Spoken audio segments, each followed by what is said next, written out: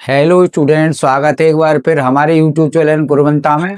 तो देखिए, हम आपके लिए आज जो एग्जाम रिलेटेड एक्सरसाइज है वो लेकर आए हैं, क्योंकि एक्टिव पैसिव वॉइस में डिफरेंट टाइप की जो रूल्स होते हैं तो डिफरेंट टाइप की एक्सरसाइज भी होती हैं। तो इसीलिए हम आज जो हम पैसिव वॉइस बनाने सीखेंगे वो उठेंगी किसी भी एक्टिव वॉइस में यदि दो ऑब्जेक्ट हैं तो हम उसका दो प्रकार से कैसे हम पैसिव वॉइस बना सकते हैं। तो उसके हमने दो फॉर्मूले लिखे हैं। तो देखिए, सबसे पहले जो मेन हेडिंग है हमारी transitive verbs with two object, यानी जो हमारी ट्रांजिटिव वर्ब होती है उसके अकॉर्डिंग हमारे दो ऑब्जेक्ट किस प्रकार से काम करते हैं।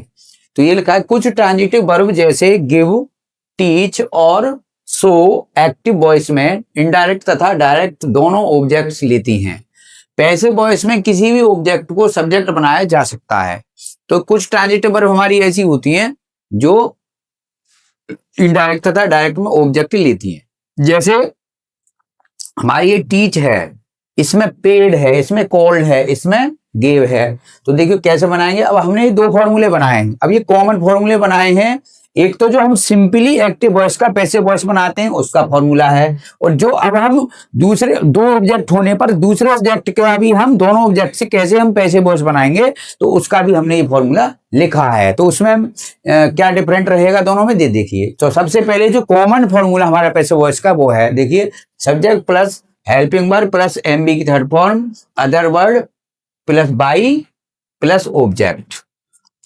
तो देखिए इसमें जो है अब हम देखते हैं दूसरा फॉर्मूला क्या काम करता है। तो दूसरे फॉर्मूले में हम देखेंगे कि इसमें क्या डिफरेंस है। तो दूसरे फॉर्मूले में डिफरेंस देखेंगे हम कि इसमें subject plus helping verb main verb की third form plus to plus other word plus by plus object, यानी अगर हम जो इनडायरेक्ट जो हमारा ऑब्जेक्ट है अगर हम उसको दूसरी बार लेके आएंगे, उसका अगर हम पैसिव वॉइस बनाएंगे तो टू लगाकर उसको लिखेंगे। तो देखिए हम कैसे बनाएंगे। ये पहला हमारा एग्जांपल है, ये देखिए, मिस्टर जॉर्ज टीचेज अस इंग्लिश, ये ट्रांजिटिव वर्ब है। तो मिस्टर जॉर्ज टीचेज अस इंग्लिश, तो हम पहले इंग्लिश से बना लेंगे। तो हम पहले इंग्लिश वाला लेते हैं। तो देखिए, और हमारा टेंस जो है वो ये है, टीचेज इंग्लिश इज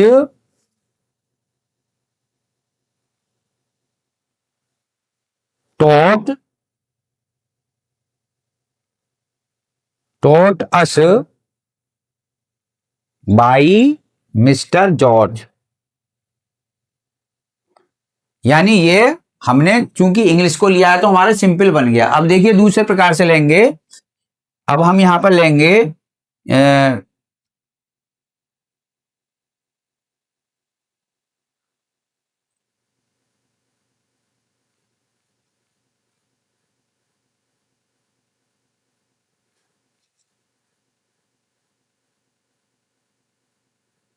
तो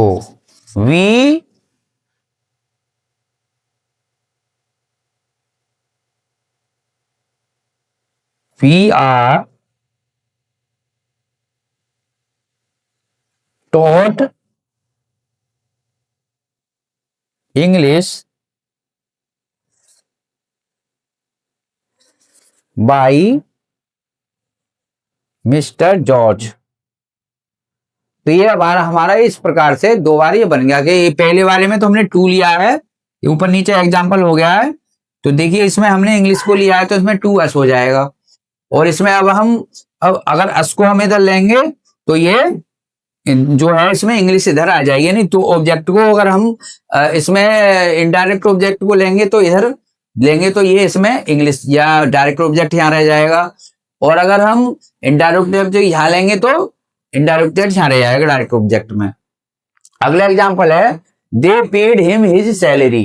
तो इसमें देखिए अब हम इसको लेते हैं, हिज सैलरी लेते हैं पहले। तो हिज सैलरी was paid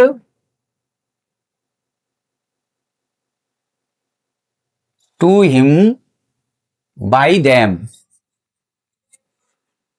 तो ये हमने लिया ऑब्जेक्ट हिज सैलरी, तो इसीलिए वो टू इसमें आ गया। अब इसको हम लेंगे, अब इसको लेते हैं हम हिम को, तो ये हो जाएगा he was paid, he was paid, he was paid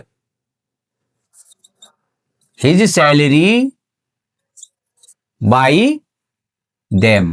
तो देखिए इसमें दोनों प्रकार से, दोनों ऑब्जेक्ट से हमने डायरेक्ट इनडायरेक्ट बनाया, इसीलिए हमारे दोनों पैसिव वॉइस आ रहे हैं। एक में तो हमने इनडायरेक्ट ऑब्जेक्ट को लिया है और इसमें एक में हमने इनडायरेक्ट ऑब्जेक्ट को लेके बनाया है पैसिव वॉइस। तो इसमें देखेंगे ये टू जो है ये इधर लगा है, तो क्योंकि हमने उसको लिया इसे टू हिम हो गया। अब आगे देखिए, they called us A rickshaw, तो इधर बनाएंगे ए rickshaw was called to us by them। अगला हम जब अब us को लेंगे तो हो जाएगा we were called a rickshaw by them। अगला देखिए, अगला हमारा था villagers gave him a great welcome. तो ए ग्रेट वेलकम से हम पहले बना लेते हैं, a great welcome was given to him by the villagers, the villagers. अब हमारा जो लास्ट सेंटेंस है वो देखेंगे कि हिम को हम इधर ले लेंगे, तो ये हो जाएगा he was given, he was given A great welcome by the villagers.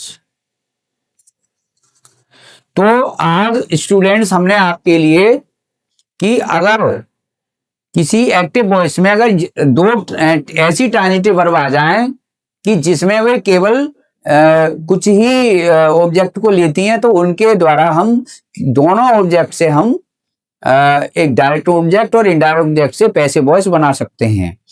तो इस प्रकार से हमने आपके लिए आज दोनों प्रकार से पैसिव वॉइस बनाना बताया। तो आशा करते हैं कि आप दोनों डायरेक्ट इनडायरेक्ट और इनडायरेक्ट ऑब्जेक्ट और डायरेक्ट ऑब्जेक्ट दोनों प्रकार से आप पैसिव वॉइस बनाना सीख गए होंगे। तो I hope that thank you for watching this video.